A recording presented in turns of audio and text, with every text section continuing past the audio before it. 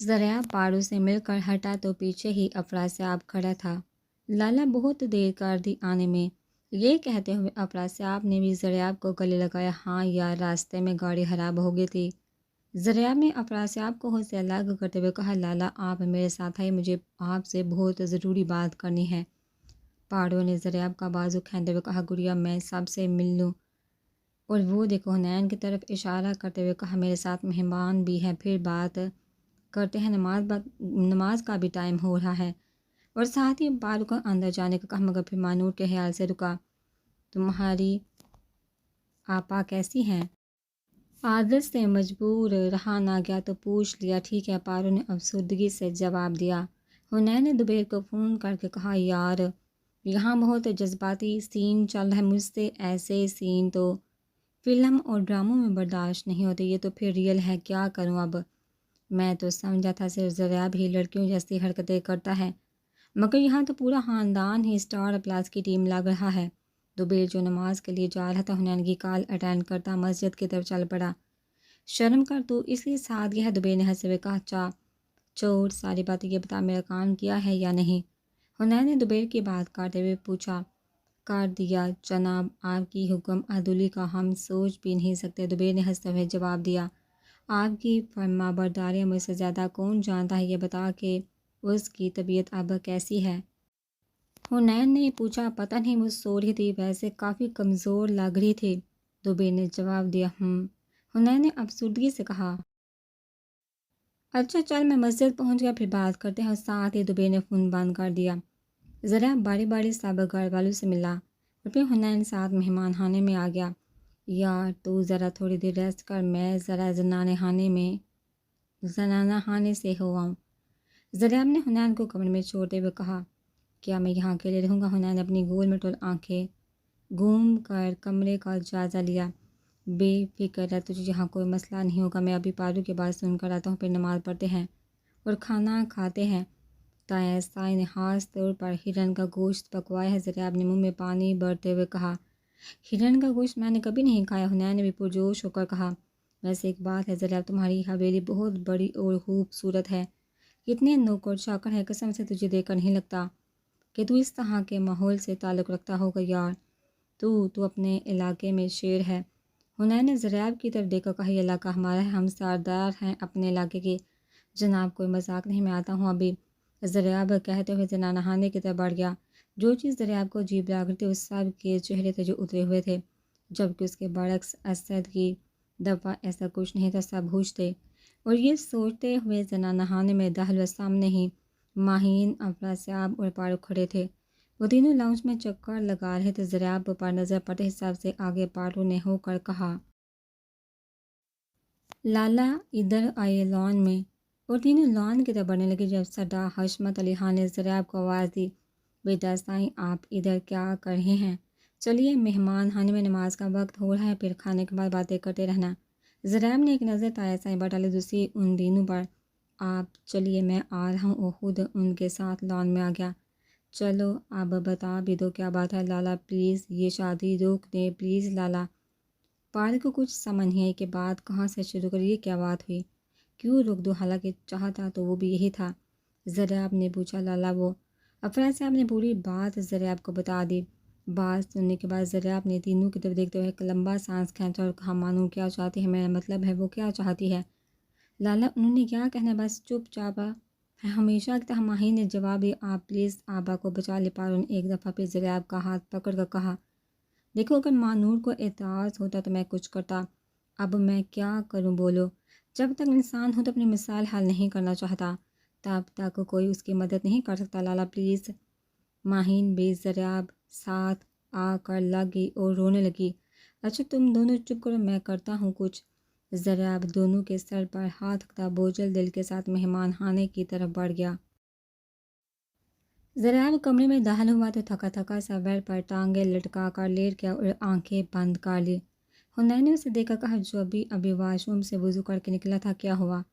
پینی سے ملاقات کر کے آیا ہے، تیرا بھی کوئی حال نہیں، نہ کچھ کھایا نہ پیا نہ آرام کیا، بس آتے ہی بددعائی لینے چلا گیا۔ حنین کی آواز پر ذریعہ اٹھ کر بیٹھا، اس کی آنکھیں انگارے کی طرح سرخ ہو رہی تھی۔ ایک تو وہ رات سے صحیح طرح سو نہیں سکا تھا، دوسرا سفر کی تھکاوٹ اور تیسرا رہتی صحتی کثر افراد سے آپ کی باتوں نے نکال دی تھی۔ حنین ایک مسئلہ ہو گیا، مجھے تو کچھ سمجھ نہیں آ رہی، میرا سر درد سے پھٹا ہے۔ ضریاب نے دونوں ہاتھوں کی انگلیوں سے اپنے کان پٹیوں کو دبایا۔ کیا بات ہے، ابھی تو سب ٹھیک تھا، کیا ہوا؟ حنین پریشانی سے ضریاب کے پاس آ کر بیٹھ گیا۔ ضریاب نے ایک نظر حنین کو دیکھا اور کہا مجھے یہاں نہیں آنا چاہیے تھا، جب میں کچھ کر ہی نہیں سکتا تو میں یہاں آیا کیوں ہوں؟ اور نفی میں سار ہلایا۔ وہ شدید ڈپریشن کا شکار ہو رہا تھا، ماتھے پر 2 رگیں ابھر آئی تھی۔ میں ہوں نا تیرے ساتھ، بتا کیا ہوا؟ حنین نے ضریاب کو کندھے سے پکڑ کر کہا۔ ضریاب نے ساری بات حنین کو بتا دی اور کہا تایا سائی کے سامنے کوئی بھی نہیں بول سکتا، بابا سائی بھی نہیں، اوپر سے مانو نے بھی کوئی کسی قسم کا احتجاج نہیں کیا کہ میں اسے ہی ایشو بناؤں۔ تیسرا، چودھری کے آنے میں ٹائم بھی کم رہ گیا ہے، اب تو بتا میں کیا کروں؟ حنین نے ساری بات سنی، پھر مسکرا کر ضریاب کو دیکھا اور کہا جیسا میں کہتا ہوں اگر تم بالکل ویسا کرے گا تو میرا تیرے سے وعدہ ہے سب ٹھیک ہو جائے گا، بول کرے گا؟ حنین نے اپنی گول مٹول آنکھیں گھما کر ضریاب سے پوچھا۔ ضریاب حالی ذہن سے حنین کو دیکھتا رہا، پھر بولا وعدہ سب، مگر سب ٹھیک تو ہو جائے گا نا؟ اور اپنا ہاتھ حنین کی طرف بڑھایا، جسے حنین نے فوراً تھام لیا اور کہا وعدہ ٹھیک ہے، تو جیسا کہے گا میں بالکل ویسا ہی کروں گا، مگر مجھے کرنا کیا ہوگا؟ ضریاب نے پوچھا۔ اگر زندگی میں کامیابی چاہتے ہو تو ایک ہاتھ میں مکھن اور دوسرے میں چونا، جہاں موقع ملے بس لگاتے جاؤ۔ حنین نے ضریاب کے کندھے پر ہاتھ رکھتے ہوئے کہا۔ عطرت ٹیرس پر بیٹھی کنیل کے بارے میں سوچ رہی تھی، 2 دن سے یونی بھی نہیں گئی تھی۔ اس کا دل کر رہا تھا کہ وہ کنیل کو دیکھے، یہ کم از کم اس سے بات ہی کرے، مگر کیسے؟ اس کے پاس تو کنیل کا نمبر بھی نہیں تھا۔ پھر اچانک اس کے ذہن میں خیال آیا کہ دوبیر بھائی کے موبائل میں حالہ بھی کا نمبر ہے، وہ لے کر میں ان سے کنیل کا نمبر مانگ لوں گی، یہ ٹھیک رہے گا۔ عطرت اپنے آپ سے مشورہ کرتی کمرے سے باہر نکلی۔ اس کی خوش قسمتی کے دوبیر لاؤنج میں بیٹھا میچ دیکھ رہا تھا، حالات پہ معمول گھر پر تھا۔ عطرت پر نظر پڑتے ہی دوبیر سیدھا ہو کر بیٹھ گیا اور کہا آؤ گڑیا ادھر آ کر بیٹھو، دیکھو کتنا زبردست میچ ہو رہا ہے۔ بھائی آج آپ اس وقت گھر پر ہیں؟ ضریاب بھائی کے فلیٹ پر گھر نہیں گئی؟ عطرت نے پاس بیٹھتے ہوئے پوچھا۔ نہیں گڑیا، وہ اور حنین گاؤں گئے ہوئے ہیں، میں ان دونوں کو مس کر رہا ہوں، رات تک لوٹیں گے، کل ہی ملاقات ہوگی۔ دوبیر نے افسردہ سے لہجے میں بتایا۔ بھائی آپ کو حنین اور ضریاب بھائی میں کون زیادہ اچھا لگتا ہے؟ دونوں ہی اپنی اپنی جگہ بہت اچھے ہیں، میرے لیے ایک سورج ہے تو دوسرا چاند۔ دوبیر نے مسکراتے ہوئے عطرت کی طرف دیکھا۔ یہ تو آپ نے چیٹنگ کی ہے، سیاسی بیان دے دیا۔ عطرت نے منہ بنا کر کہا تم کیا سننا چاہ رہی ہو؟ اب کی بار دوبیر نے ریموٹ سے ٹی وی بند کر دیا اور عطرت کی طرف گھوم کر بیٹھ گیا۔ دونوں بہت اچھے، مگر رونق زیادہ حنین کے دم سے ہے، پتہ ہے عطرت مجھے کبھی کبھی بہت ڈر لگتا ہے، یہ جو حنین کی طرح کے لوگ ہوتے ہیں نا، زندگی سے بھرپور، خوبصورت، عقل ہوتے، سب کے لاڈلے، سب کی جان، ہر رشتے کی محبت ان کے پاس ہوتی ہے، ان کی زندگی بہت کم ہوتی ہے۔ یہ لوگ زیادہ نہیں جیتے، مگر جتنا جیتے ہیں کمال جیتے۔ میں حنین کو اکثر کہتا ہوں تو اپنی نظر اتارا کر مجھے ڈر لگتا ہے حنین ہمیں چھوڑ کر نہ چلا جائے، اگر کبھی ایسا ہو گیا تو اس سے آگے وہ بول نہ سکا۔ دوبیر کی آنکھوں میں نمی تیرنے لگی۔ کیا ہو گیا ہے بھائی آپ کو؟ میں نے تو ویسے ہی سوال پوچھا تھا، مجھے نہیں پتا تھا آپ یوں جذباتی ہو جائیں گے، سوری بھائی، عطرت نے شرمندہ اور پریشان ہوتے ہوئے کہا اور جلدی سے بات بدلی۔ بھائی مجھے حالہ بھی کا نمبر چاہیے، میں ان سے کچھ ڈسکس کرنا چاہتی ہوں، انہوں نے مجھے خود کہا تھا کہ جب بھی کوئی مسئلہ ہوا تو مجھ سے بات کر لینا۔ ٹھیک ہے، یہ لو موبائل، اور کہتے ہوئے دوبارہ ٹی وی آن کر لیا، مگر اب دوبیر کا میچ دیکھنے کا دل نہیں کر رہا تھا۔ بھائی اس بار تو پاس ورڈ لگا۔ عطرت نے موبائل آن کرتے ہوئے منہ بنا کر کہا میری ہر چیز کا پاس ورڈ عطرت ہے، اور دوبیر نے پیار سے ریموٹ عطرت کے سر پر مارا۔ پہلے سے طے شدہ پلان کے مطابق جیسے سب لوگ کھانے کی میز پر بیٹھے اور کھانا شروع کیا تو ضریاب نے اپنے تایا سائی سے لڑکے کے بارے میں پوچھا۔ تایا سائی لڑکا کیا کرتا ہے؟ میرا مطلب اسد کی طرح ہے۔ ضریاب کے سوال پر سردار دلاور علی خان اور سردار حشمت علی خان نے ایک دوسرے کی طرف دیکھا اور پھر حنین کو مخاطب کر کے کہا بیٹا اور سالن ڈالی، خاص آپ کے لیے ہرن پکایا ہے۔ جی میں لے رہا ہوں، حنین نے بڑے مؤدبانہ انداز میں جواب دیا، جو کہ اس کی شخصیت کا خاصہ نہ تھا، جس پر ضریاب نیچے منہ کر کے مسکرانے لگے۔ حنین کے قریب ہو کر سرگوشی کی اتنی سعادت مندی اگر تیرے والدین دیکھ لیں تو یقیناً بے ہوش ہو جائیں۔ بکواس نہ کر، جو کہا ہے وہ کر، ٹائم تھوڑا ہے۔ حنین نے ضریاب کو مسکراتا دیکھا ہلکے سے یاد دلایا بابا سائیں بتائیے نا لڑکا کیا کرتا ہے، کیا نام ہے؟ جہاں تک مجھے یاد پڑتا ہے تو چودھری کی فیملی میں اسد کا ہم عمر کوئی اور نہیں تھا۔ آپ کی بات ضریاب کافی سنجیدگی سے ٹیبل پر موجود سب نفوس کو دیکھ رہا تھا، جبکہ افراسیاب انتہائی پریشان تھا کہ لالا کو کیا ہو گیا ہے۔ بتایا تو تھا سب کچھ، پھر بھی۔ بالآخر سردار دلاور نے پہلے سردار حشمت علی خان کو دیکھا، پھر ضریاب کو دیکھتے ہوئے کہا اپنا کھانا ختم کر اور پھر کمرے میں چل کر بات کرتے۔ جیسے ضریاب نے مان لیا، اس میں سردار حشمت علی خان کے کمرے میں سردار دلاور علی خان، افراسیاب، حنین موجود تھے، جبکہ ضریاب باری باری سب کی شکلوں کو حیرانگی سے دیکھ رہا تھا۔ آپ یہ کیسے کاٹ سکتے ہیں؟ یہ کیسے ہو سکتا ہے؟ بیٹی ہے وہ اس گھر کی، کوئی جانور ہے جو آپ جس کو دل چاہے جب چاہے دے دیں گے؟ اور چودھری کی ہمت کیسے مانور کا رشتہ مانگنے کی؟ منہ کیوں نہیں دوڑا آپ لوگوں نے ان کا؟ ہاں کیسے کاٹ دی؟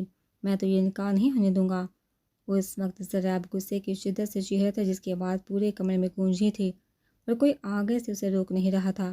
آج ضریاب 6 سال پرانا سردار ضریاب علی خان لگ رہا تھا، جسے چھیڑنے سے سب ڈرتے تھے۔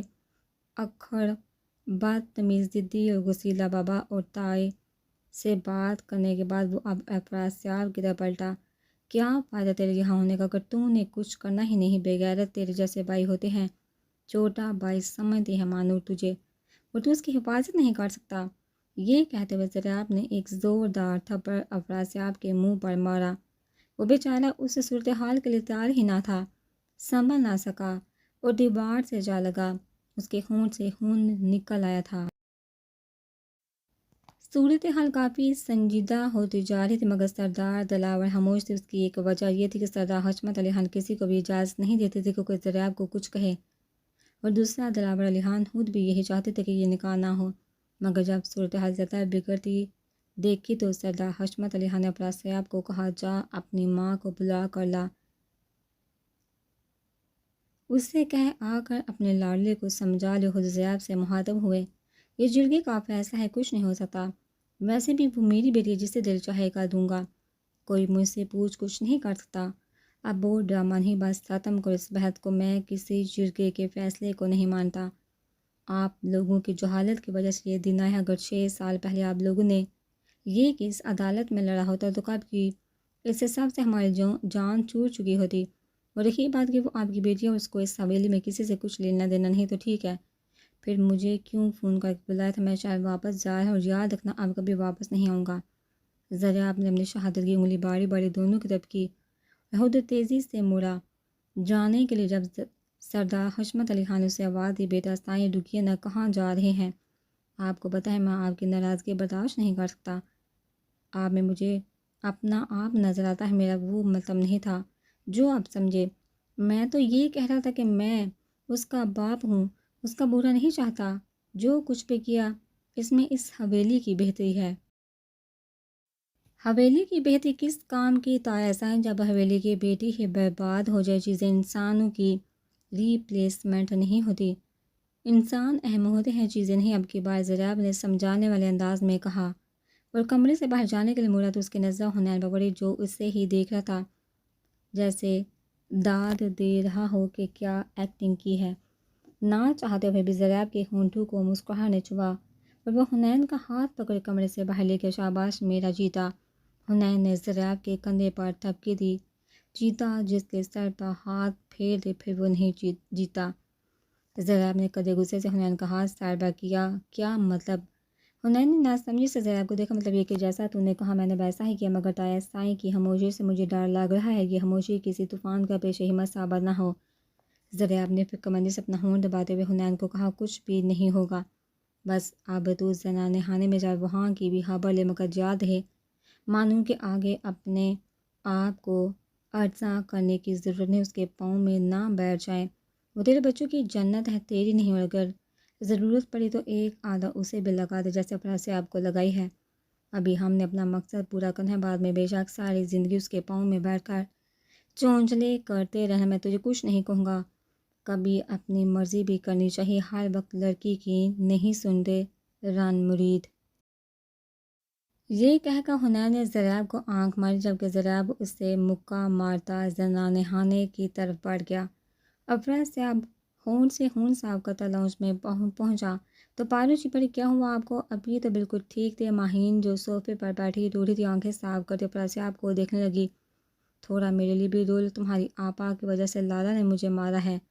افراسیاب ماہین کی طرف دیکھتے دوسرے صوفے پر بیٹھ گیا۔ لالا نے مارا ہے؟ ماہین اور پارو دونوں نے چیخ کر کہا۔ ان کی آواز سنتے کوثر بیگم کچن سے نسرین بیگم اپنے کمرے سے باہر آ گئی۔ اس سے پہلے کہ وہ افراسیاب سے کچھ پوچھتی، افراسیاب بول پڑا، لالا کو غصے کا دگڑا پڑا ہوا ہے، تایا سائی نے آپ کو بلایا ہے، کہا ہے؟ زریعہ بیگم کوثر نے پوچھا۔ اتنی دیر میں زریعہ بھی لاؤنج میں داخل ہو گیا۔ کس قسم کی ماں ہے آپ؟ اپنے ہاتھوں سے بیٹی کو کنویں میں دھکا دے رہی؟ مجھے تو لگتا ہے ماں نور آپ دونوں کی سگی اولاد ہے ہی نہیں۔ جو سلوک ماہین اور پارو ساتھ کرتے ہیں ویسا ماں نور ساتھ کیوں نہیں کرتے؟ اس سے تو اچھا تھا آپ اسے پیدا ہوتے ہی مار دیتے۔ زریعہ نے تائی کو دیکھتے سارا غصہ ان پر اتار دیا۔ بیگم کوثر جو آگے ہی ماں نور کی وجہ سے دکھی تھی، زریعہ کے طعنے سن کر رونے لگی، جبکہ بیگم نسرین انہیں پکڑ کر کرسی پر بٹھایا اور زریعہ کو کہا، اس خاندان میں عورتوں کی کوئی اہمیت نہیں۔ مردوں نے کبھی ان سے کسی بارے میں نہ کچھ پوچھا ہے اور نہ کبھی رائے لی ہے، بس حکم سنا دیتے ہیں اور ہم چپ چاپ عمل کرتے ہیں۔ یہی ہوتا ہے، ہم کیا کر سکتی تھی بولو؟ اماں سائیں، اس خاندان کے مردوں کو ہلاک کرنے میں بھی آپ لوگوں کا ہی ہاتھ ہے۔ نہ آپ ان کی جائز ناجائز باتیں مانتے اور نہ وہ اتنا شیر ہوتے ہے۔ میں یہ بتانے آئی ہوں کہ ماں نور کا نکاح میں اس بڈھے سے نہیں ہونے دوں گا، چاہے کچھ بھی ہو جائے۔ زریعہ کے اس بابا صاحب کھل اٹھے۔ پارو تو زریعہ کے گلے لگی اور اونچی آواز میں کہا، لالا بہت اچھے ہیں۔ ماں نور غسل کر کے واش روم سے نکلی تو سیدھا ڈریسنگ ٹیبل کے سامنے آ کر رکی۔ اس نے آج 6 سال بعد کلر کپڑے پہنے تھے، میرون کلر کی سادی شلوار قمیض اور ہلکا گولڈن کامدار دوپٹہ جو اس نے سلیقے سے شانے پر لیا ہوا تھا۔ اس نے ایک نظر اپنے آپ پر ڈالی، پھر کچھ سوچ کر آنکھوں میں کاجل لگایا اور ہلکا سا لپ گلوز اپنے نازک گلاب جیسے ہونٹوں پر، دودھے سفید رنگت کاجل سے لبریز آنکھیں اور شربتی ہونٹ، اس وقت وہ کسی کو بھی ہوش سے بیگانہ کر سکتی تھی۔ ابھی وہ تیار ہو کر اپنا جائزہ لے رہی تھی جب ماہین اور پارو ایک دم دروازہ کھولتے کمرے میں داخل ہوئی۔ خوشی ان کے انگ انگ سے پوری تھی۔ کل تک جن چہروں پر دکھ کے سائے منڈلا رہے تھے اب وہ کہیں بھی دکھائی نہیں دے رہے تھے۔ ماں نور نے ان کو اسی طرح ہوش ہوتا دیکھ کر حیران ہوئی، جبکہ وہ دونوں آ کر ماں نور سے لپٹ گئی۔ آپا آپ بے فکر ہی، اب سب اچھا ہوگا، آپ کہیں نہیں جا رہی، ہمارے پاس رہیں گے۔ پتہ ہے زریعہ لالائے ہیں اور انہوں نے بابا سائیں کو منع کر دیا ہے کہ ماں نور کا نکاح کسی بھی صورت اس بڈھے سے نہیں ہوگا۔ وہ دونوں اپنی خوشی میں بول رہے تھے، جبکہ ماں نور کے چہرے پر حقیقی کے آثار نمایاں تھے۔ دونوں کو اپنے آپ سے الگ کرتے ہوئے ڈریسنگ ٹیبل کی چیئر پر بیٹھ گئی۔ اسے کس نے بلایا ہے؟ کیوں آیا ہے وہ؟ مجھے نہیں ضرورت اس کی ہمدردیوں کی، میں دوبارہ وہ کفن نہیں پہنوں گی۔ کیا مسئلہ ہے اس کے ساتھ؟ جب بھی میں آزاد ہونے لگتی ہوں وہ پتہ نہیں کہاں سے آ جاتا ہے۔ وہ اس گھر کا بڑا ہے بابا سائیں، وہ اس گھر کا بڑا ہے یا بابا سائیں؟ وہ کون ہوتا ہے فیصلے کرنے والا؟ ماں نور بولے جا رہی تھی، اس بات سے بے خبر کہ وہ کیا بول رہی ہے، جبکہ ماہین پارو دونوں ماں نور کی بات پر سکتے کی حالت میں تھی۔ آپا کیا مسئلہ ہے آپ کے ساتھ؟ کیوں لالا کے پیچھے پڑی رہتی ہیں؟ اتنے اچھے ہیں وہ، اتنا پیار کرتے ہیں آپ سے۔ پارو نے اب اتنا ہی کہا تھا کہ ماں نور نے اسے چپ ہونے کا اشارہ کیا اور پوچھا، کہاں ہے تمہارا لالا؟ باہر لاؤنج میں، ماہین نے جواب دیا۔ زریعہ کے زنانہ خانے جانے کے بعد حنین نے نرمین کو کال کی جو تیسری بیل پر ریسیو ہو گیا۔ کیا ہوا؟ حنین نے پوچھا۔ ہسپتال میں، تمہیں نہیں پتہ؟ نرمین نے مصنوعی غصے سے جواب دیا۔ کیسے؟ حنین نے سوال کیس ٹھیک ہوں، یاد آ گئی تمہیں میری؟ نرمین نے فوراً شکوہ کیا۔ کیسے ممکن ہے بھول جائیں تمہیں؟ قصہ زندگی نہیں، حصہ زندگی ہو تم، حنین نے شعر میں جواب دیا۔ اچھا ویسے تمہارے رویے سے لگتا تو نہیں، نرمین نے جواب دیا۔ جب میں نے تمہیں سمجھایا تھا کہ ٹینشن نہیں لینا، میں سب ٹھیک کر دوں گا، تو کیا ضرورت ہے اتنی ٹینشن لینے کی؟ حنین نے بات بدلی۔ میں نے جتنی ٹینشن لینی تھی لے لی ہے، اب تمہاری باری۔ حنین ملک، جب میری شادی ہو جائے گی پھر تم مسئلے حل کرنا۔ نرمین نے حنین کو غصہ دلایا، جس میں وہ کامیاب بھی رہی۔ نرمین بچہ زیادہ شو ہونے کی ضرورت نہیں، میں ذرا زریعہ کے نکاح سے فارغ ہو جاؤں پھر سیدھا تمہارے پاس آؤں گا، اسی کے انداز میں حنین نے جواب دیا۔ ہائے سچی، آج زریعہ کا نکاح ہے، مگر اتنی خاموشی سے کیوں کر رہا ہے؟ نرمین نے پہلے پرجوش و حیرت سے کہا، خاموشی سے کہا، وہ تو بہت دھوم دھڑکے سے کر رہا ہے، بلکہ تم یوں سمجھو کہ ایک دھماکے دار نکاح ہے۔ حنین کے ذہن میں تھوڑی دیر پہلے والی کارروائی گھوم گئی۔ مطلب؟ نرمین نے ناسمجھی سے پوچھا۔ تم ان سب باتوں کو چھوڑو، یہ بتاؤ گفٹ کیسا لگا؟ حنین کو ایک دم باسکٹ یاد آ گئی، کون سا گفٹ؟ نرمین نے حنین کو تانگ کرنے کے لیے ہنسی دبا کر پوچھا، کیا مطلب کون سا گفٹ؟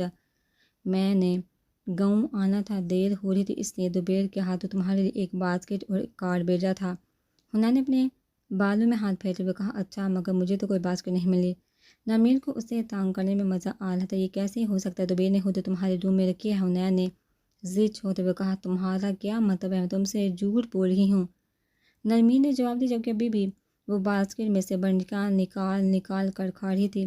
میں نے یہ کب کہا؟ مگر دوبیر مجھ سے جھوٹ نہیں بول سکتا، کبھی نہیں، حنین نے الجھتے ہوئے کہا۔ اچھا چلو یہ بتاؤ کارڈ کس چیز کا تھا؟ نرمین نے پوچھا۔ اس کا دل کر رہا تھا کہ حنین اسے خود کارڈ کی عبارت پڑھ کر سنا، رہنے دو، جب ملا ہی نہیں تمہیں تو۔ حنین کا لہجہ کچھ بجھ سا گیا۔ اچھا یہ بتاؤ کب تک واپس آؤ گے؟ نرمین اب سنجیدہ تھی، حنین کو مزید تنگ کرنے کا ارادہ اس نے ترک کر دیا تھا۔ انشاءاللہ رات کو پہنچاؤں گا، پہلے تمہیں ہی دیکھنے آؤں گا، اپنا خیال رکھو، دوبیر بتا رہا تھا۔ بہت کمزور ہو گئی ہو اب کی بات، حنین کے لہجے میں نرمین کے لیے فکر نمایاں تھی۔ ٹھیک ہے جلدی سے واپس آ جاؤ، ویسے مجھے چاکلیٹ کی نسبت بنٹیاں زیادہ پسند آئی ہیں۔ نرمین نے ہنستے ہوئے کال کاٹ دی۔ نرمین کی بچی آخری جملے نے حنین کو مسکرانے پر مجبور کر دیا۔ پنگے وہ بھی مجھ سے کتنی بار سمجھا ہے مگر سمجھ ہی نہیں آتا۔ پھر اس نے نرمین کو میسج کیا، میرے ساتھ رہتے رہتے تم کافی سمجھدار ہوگی ہو نرمین ملک، اور سینڈ کر دیا۔ حنین کو پتہ تھا اب جو جواب آنا ہے نرمین کو تنگ کرنے کے لیے اتنا ہی کافی تھا۔ میں نرمین احمد ہوں، نرمین ملک نہیں، سمجھے؟ نرمین نے غصے کی ایموجی کے ساتھ رپلائی کیا۔ تو کتنی دیر لگتی نرمین احمد کو نرمین ملک بننے میں؟ حنین نے فوراً میسج کا جواب دیا، 6 سال سے تو ایسا کچھ ہوا نہیں، اور مستقبل قریب میں بھی آثار موجود نہیں۔ نرمین نے اپنی ہنسی دباتے ہوئے حنین کو تپانے والا جواب دیا۔ میسج پڑھ کر حنین پہلے حیران ہوا، پھر ہنسنے لگا۔ نرمین بچہ اپنے استاد سے چالاکیاں نہیں کرتے، میں اس وقت شہر سے تھوڑا دور ہوں، ورنہ بتاتا کتنی دیر لگتی ہے نرمین احمد کو نرمین ملک بننے میں۔ اور میسج سینڈ کر دیا۔ جیسے ہی حنین نے پاکٹ میں موبائل رکھا، اسے زندان خانے سے ضریاب آتا ہوا نظر آیا۔